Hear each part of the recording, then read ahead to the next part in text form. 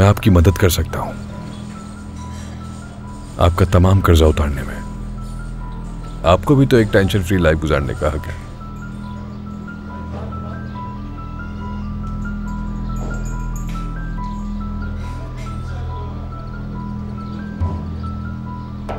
पहले मुझे नसरीन से बात करनी होगी, फिर बताओ।